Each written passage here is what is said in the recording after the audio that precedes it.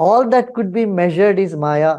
That sight and smell, taste, sound, all that. But what cannot be measured is love, compassion, truth. You can't say, I have 2 kilos of love and 3 kilos of compassion, or 10 pounds of truth. No, these values which cannot be measured are called that which is not Maya, which is truth.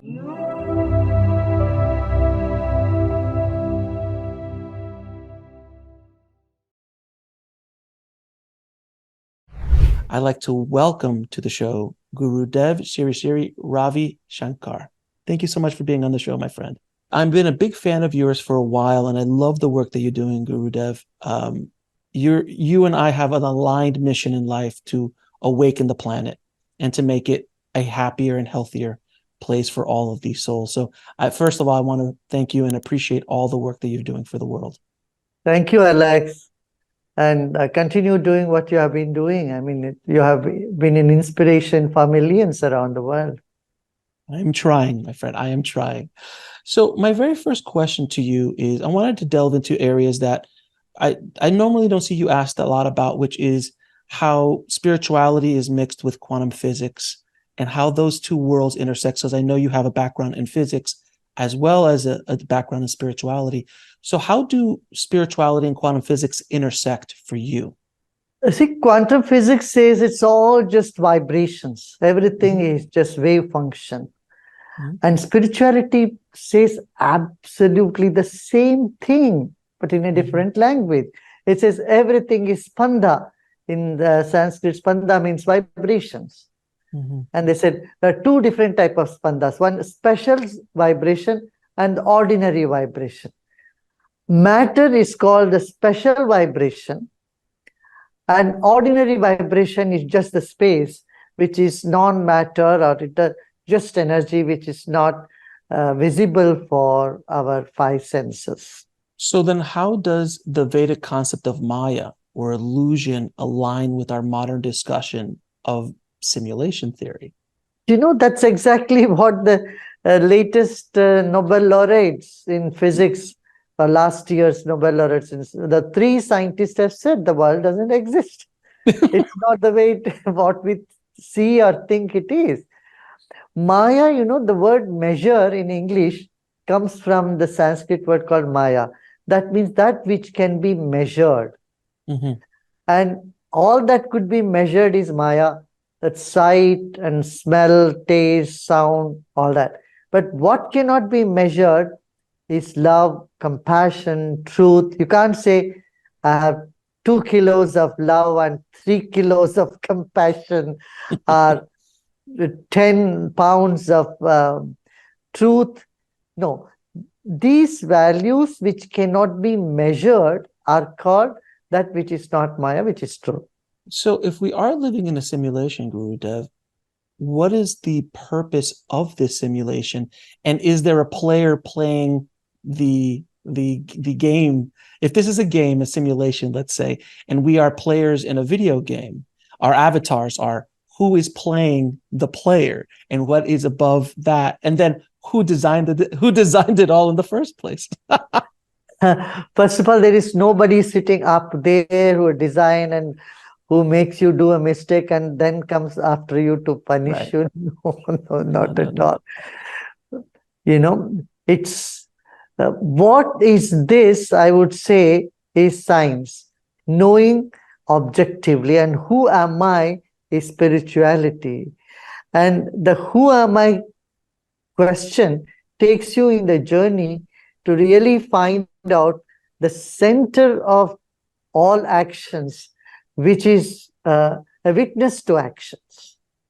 Number one. Second is that spirit by which everything is made and in which everything is almost like hologram, you know. In hologram, you get it's the same light which comes as all different characters. In the same way, we see that one universal consciousness and its play and display as the whole fun in creation. There's a concept that I've been hearing a lot about because I have conversations with near-death experiencers and spiritual masters like yourself who say that everything is happening all at once. So there is no past, there is no future. My analogy is we are at the point in the record. The record is our existence, and the soul is where we are right now is the point on the needle touching the record. But everything has already happened in the past and in the future. How can you explain that to somebody in a way that makes sense? Because it's a hard concept to understand that everything is happening all at once. And how does that interact with free will? See, if you're flying higher up, and if you are flying above the ocean and you look down, the waves appear to be stationary. You will see on the beach, you'll see just a line of white lining of waves which appear to be not moving at all. Have you noticed that any Yes, time? of course. Yeah, but when you come down, then you see it's not the same wave. Every minute there is a new wave coming up. So Right. this is a combination of both classical chemistry and quantum physics. That is where the truth is. They both are correct. For example, I can say, this is all wood. Yes, that's true. When it comes to fire, this will all burn. But then they say, no, the chair is not the table, table is not the door, door is not the floor, floor is not the ceiling. It's very different. If you say the chair has to be door, I say, no, it's not so. So, in the same way, in life, there is free will and destiny. Life is neither all destiny or nor all free will. You see what I'm saying? Like your height is your destiny and your weight is your free will. My free will has been going crazy lately, Gurudev. I need to work on my free will. No question about it. I think most of us do in the West have to work on our free will. But that's a really good point of view because you're right. When you're born, you're going to be 6 foot tall. You're going to be 5 foot tall. That's nothing, absolutely nothing you can do about that. It's just part of your destiny. But your weight or where you walk or how you walk, those kind of like what direction you walk is your free will. But there's things, but are there markers in your life that are destined? So in other words, there will be that car accident. You will be born to these parents. You will go down this road, or you will be, in the music industry, or you will be in an author. There's certain things that will happen. But how you get there is different. Right. It's like baking an apple pie. Once you bake an apple pie, and the apple, you cannot bring it to its original, unbaked apple. You cannot make it unbaked apple. But if the sweetness is less, you put a little more syrup in it. If it's too much syrup, you put a little more apple or flour. You can play around with that. Similarly, it's, if it's raining outside, it is destiny. But to get wet or not to get wet is your free will. You can take an umbrella and you will stay dry, right? So life is a combination, and knowing what is destiny, what is free will is our wisdom. How we apply our wisdom to accept the destiny and to play with the free will is all up to us. So what is the difference between knowledge and wisdom? Knowledge is that you simply hear and you appreciate. Wisdom is that becomes part of your life. Beautiful answer to that. Now, lately there has been a lot of talk in the zeitgeist about the multiverse, other dimensions, other realities. These are concepts that have been in the Vedic texts for millennia, but it is starting to come, people are becoming more aware of it and also more accepting of these ideas, and also with quantum physics. So how do spiritual dimensions align with multiple realities in quantum physics? Spiritual dimension accepts this. It reveals the multiple dimensions. First of all, we must know that we have 3 dimensions that everyone go through: waking, dreaming, and sleeping. Now, If we understand these three dimensions well, which we don't, usually we ignore, we just do not even pay any attention to our dreams, we don't pay attention to our deep sleep, or even ponder into it. If we do this, then we have the fourth state of consciousness, which is none of this, but is in the background of all that, which one can experience in meditation. But then if we move on with that practice, then we get into a state then that inner calmness, serenity, the witness consciousness exists in spite of all other activity you do, whether you're sleeping, you're dreaming, everything, you get into another dimension. Then we have access to other subtle energies, subtle worlds that are around us. You know, our brain is like a frequency analyzer, you see, and we can use it the way we want once we are very familiar with it. Can you explain to me, or can you explain to the audience, the process of meditation, and after years of a practice in meditation, what starts to happen spiritually to you? Because from my perspective, I've been meditating 6-7 years, pretty steadily, hour to 2 hours a day. And I've seen from the first moments where I could barely hold together 15 minutes to where I could sit now for 2 or 3 hours, and how I feel the energy, the access to my inner voices, access to vision sometimes, all these kind of things. It seems to be growing. Can you explain to people what power that meditation has in this life and in this reality? You know, the code of conduct for a meditation teacher is not to tell them you have to experience this or that or that and that. Right. You know why? Because that would be a hindrance for people's progress in meditation. Otherwise, you know, I say, oh, you will see blue light or do this and that. Then as someone sits with eyes closed and they try to anticipate that type of experience, which can turn into a hallucination or an obstruction for them to go deep within. So, but all that I could say is practice meditation. You will discover the enormous potential you have. You will discover you are nothing but light. You discover your love, and your intuitive ability will start to manifest, and your innovative spirit becomes very high.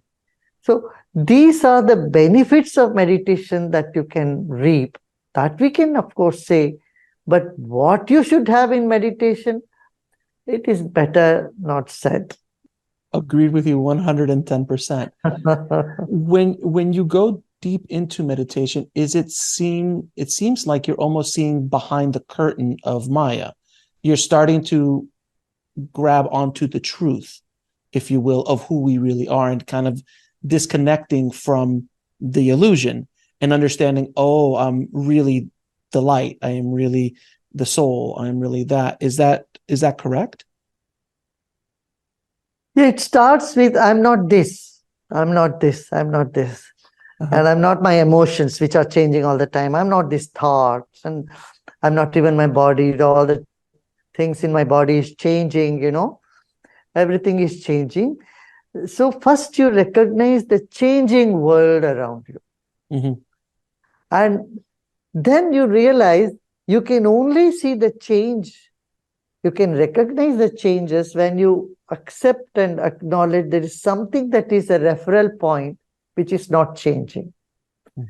And slowly you step into that referral point, that self-referral value.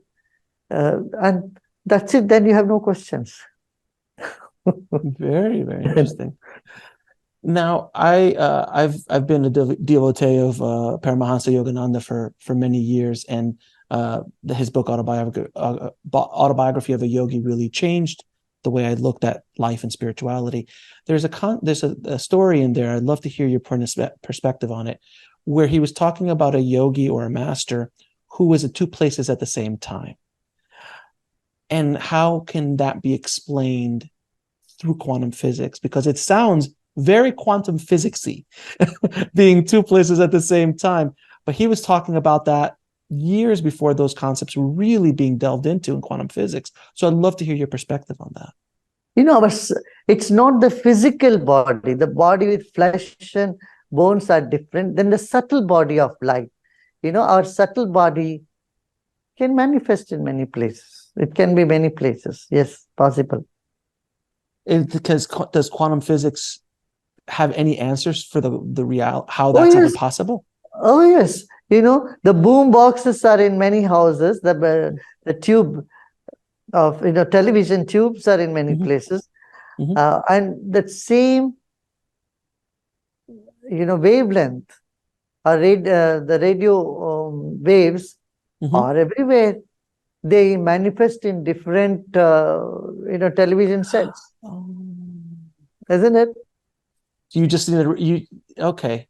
So that's kind of making a little bit more sense, because the yogi or the masters figured out how to translate that signal to another place without a television, let's say. But those signals are around us at all times. Does that make sense? Yeah. You see, televisions are very different. They are in one place only. But the radio waves are everywhere, right?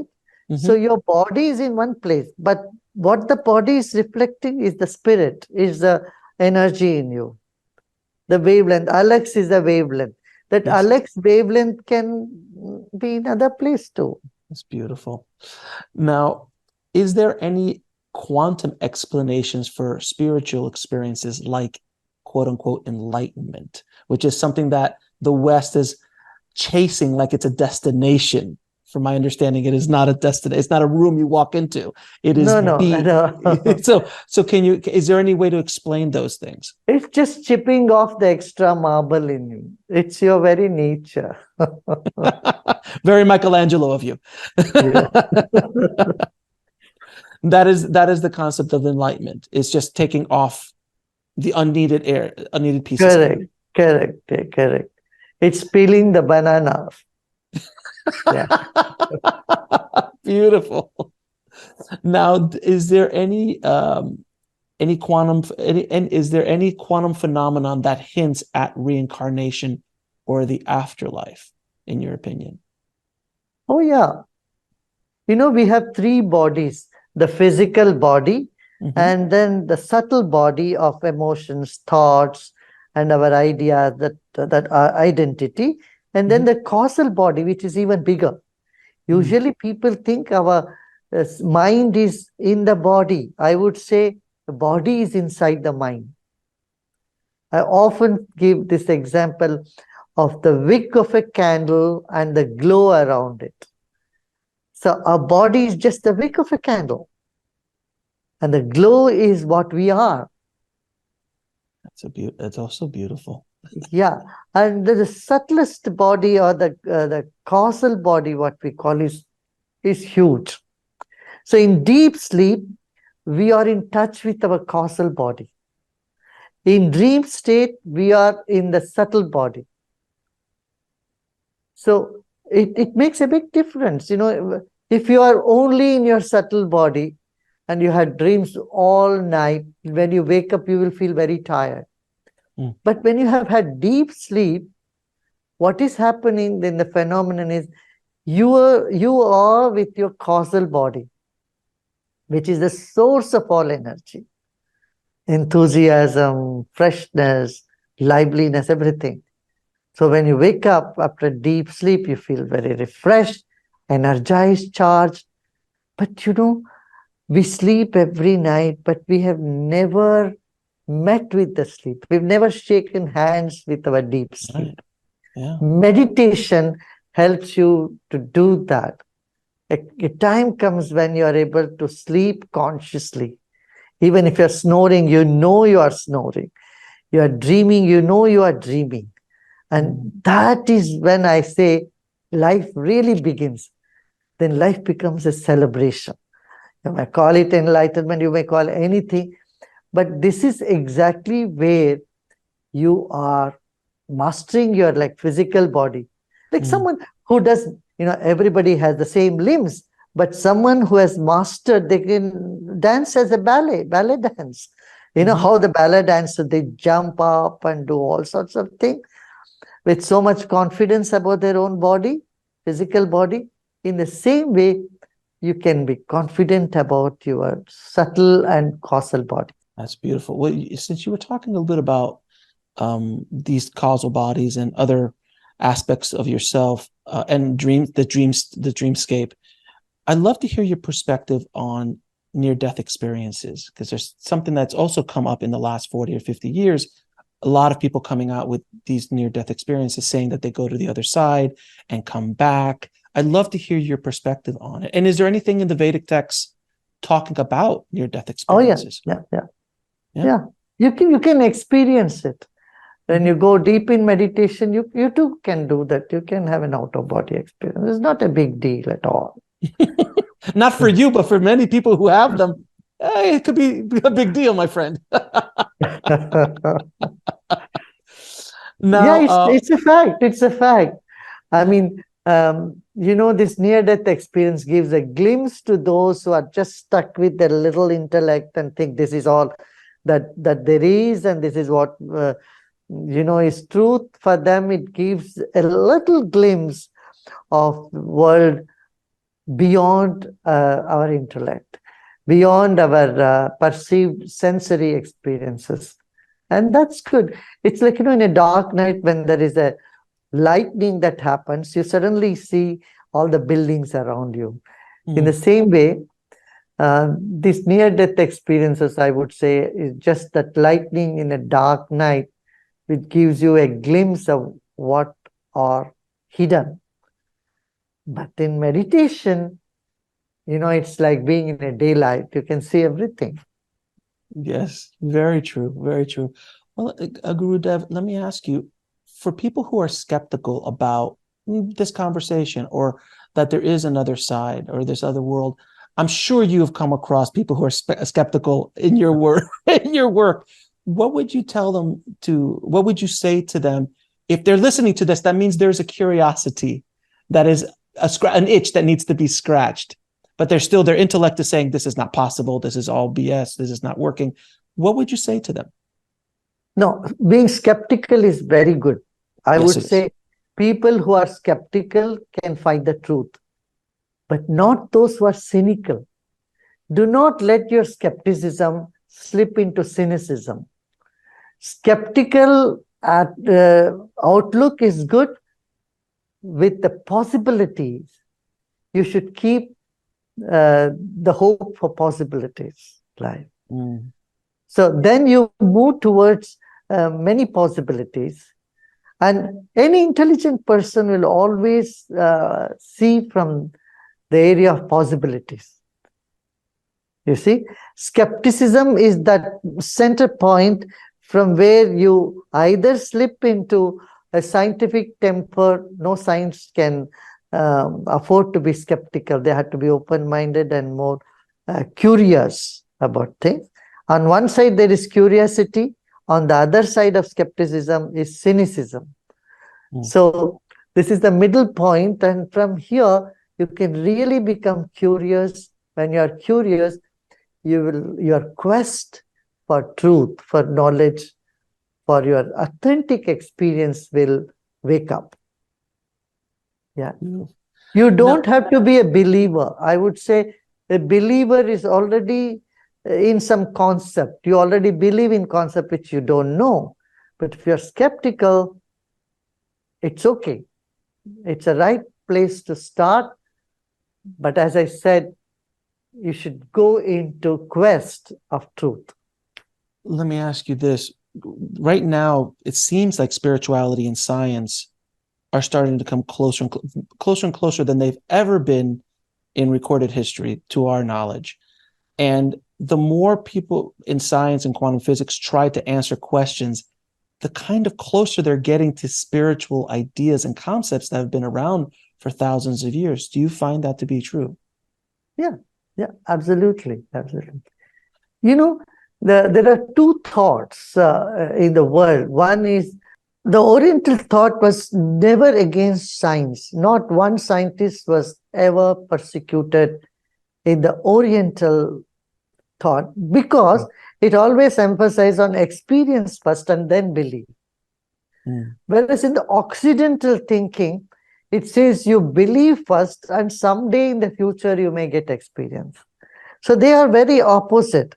And the paradigm of science always supports the former one. The later one, science does not approve. Says, I don't believe, but first let me experience it, then I will believe. Right? And so, though both are correct, both have their own values, but science is more close to the Oriental philosophy just because the methodology is the same. The criteria is the same. Is that why it's taken so long for quantum physics to even be somewhat accepted? Because in the physics community, in the science community, quantum physics is still, as Einstein called it, spooky. Because they can't, quantum entanglement. It doesn't make, you can't really prove kind of quantum. It doesn't make sense to them in the time and space world, but in the quantum world, it makes all the sense in the world. So why is that? Why is the establishment having so much trouble grabbing onto these new ideas? Well, as I said, this is skepticism. We from the quest, when we move into skepticism, it takes longer time. Of course, that makes all the sense. Now, in quantum physics, there's something called the observer effect. How does that relate to consciousness in spirituality? Of course. In Sanskrit, there is a proverb that says, Yatha drishti tata srishti. As you see, and that's how things would come. That means the observer has an impact on everything he is observing. So in quantum physics, to my understanding, there's a particle, but it doesn't really do anything until it's being observed. Once it's being observed, then it can be kind of be moved just purely by the observation of it. So consciousness has a similar effect. I mean, without consciousness, this body wouldn't move. It would just be a bunch of cells together, correct? It's as simple as the waves in the ocean. Every wave has an impact on any other wave, right? So one wave has come and this wave has an impact on the other wave. And in total, every wave is part of the ocean and the ocean impacts the wave and vice versa. So, everything impacts everything else. That's so obvious. When you see from the angle of physics or from spirituality, you feel the same unison there. Can you explain to people the concept of parallel realities from a spiritual perspective or from a Vedic perspective?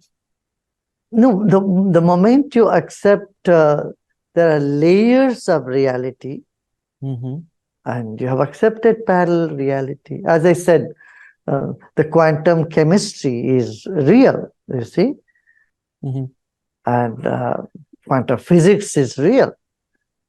It's the same dough.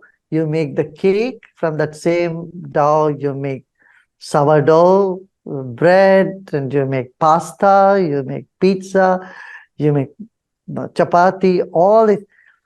But the base is the same, right? So, like this, the world of differences is just a celebration of the world of oneness. So multiple dimensions and parallel realities are very true. I would say we must start from, instead of just imagining, we must start from our own dream state. Our dream state appears to be very real when we are dreaming, right? And there are 5 different types of dreams. So some other time we can go in depth of these. But what I would say for your question, I would just say, yes, there are parallel worlds and parallel realities are there, but make sure you don't get lost in any one of them. Why? Then it's like a needle stuck in the radio between 2 stations, and you hear 2 things together. then you need doctor's help. Then you have to go and get it fixed. So I would not recommend anyone to get into this too much, There are channeling, you can channel different energy, you get different knowledge coming out of it. Sometimes dwelling in too much of the psychic thing can take you far away from this reality, the physical reality we are in. So we need to have a perfect balance, you see, in life. So this is very important. That's why in the saints community, I would say saints community, among saints, when they talk, if someone says, oh, someone got enlightened and said, is his intellect okay? Is he all right? This is the first question they ask. Well, that's really... She. So you have to live in all this different reality at a time. So it's necessary for one to take a balanced attitude in life. You see, you can't suddenly bring 1,000-watt energy into a bulb which can only, have 200 watts.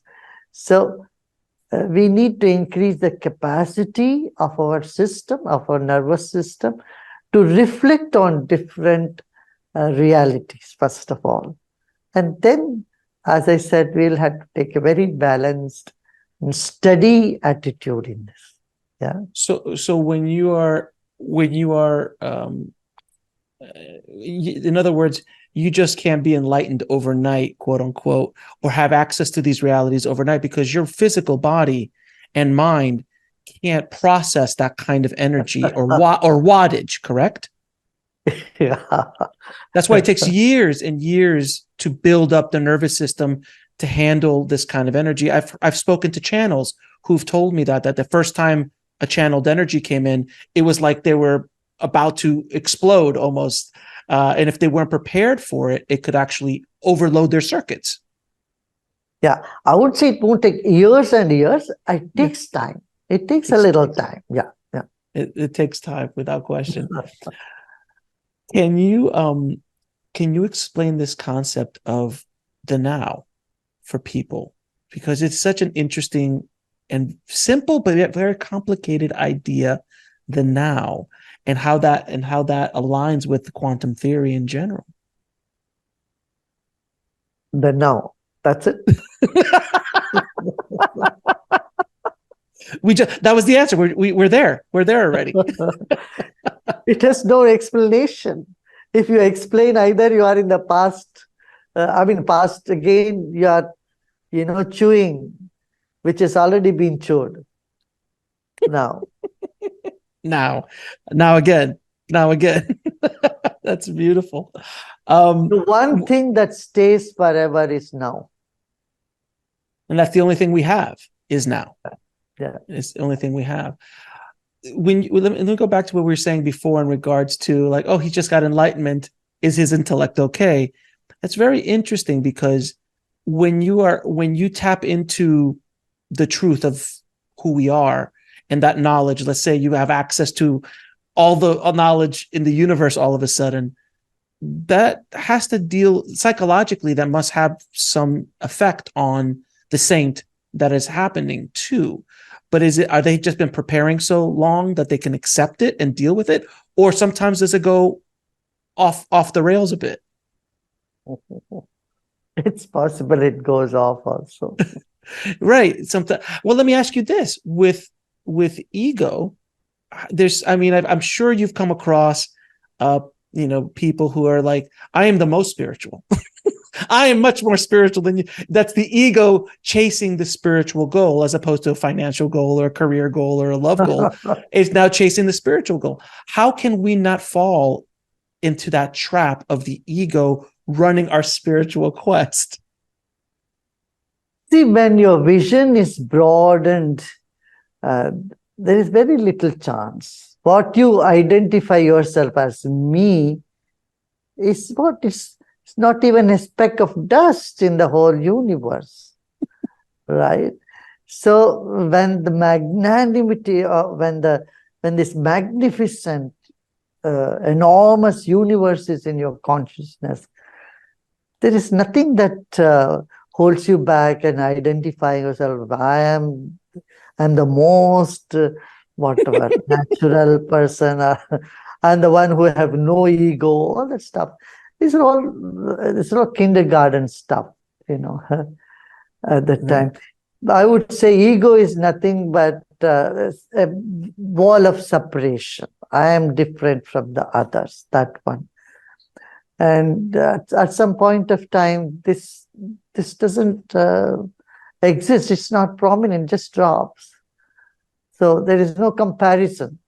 That's why I say in spiritual field, comparison is something that first drops off by itself. You don't need to do. Uniqueness is something that wells up. See, everyone is so unique. See?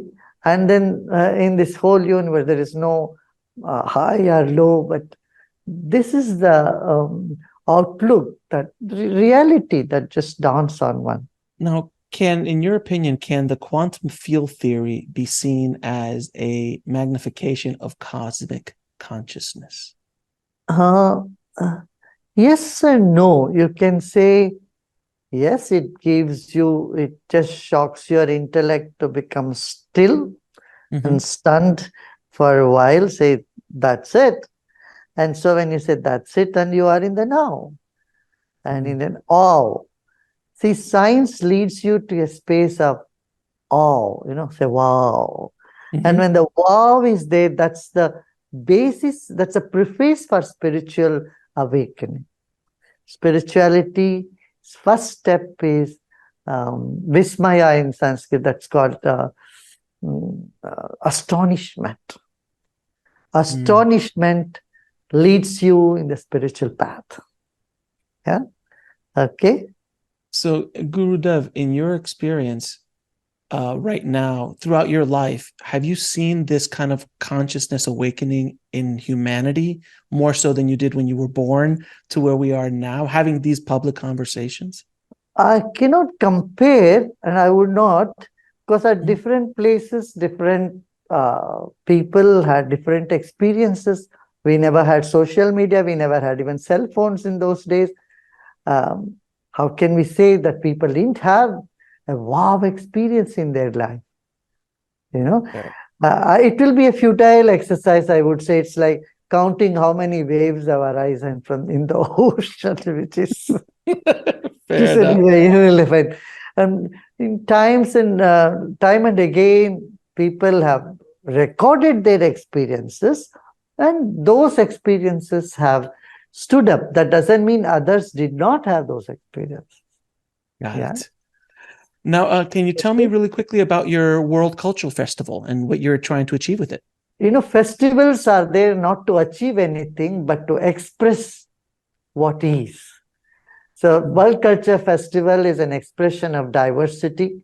If you really want to say that it attribute any achievement to it, I would say it is most needed today, as we are so polarized in the world and this country especially.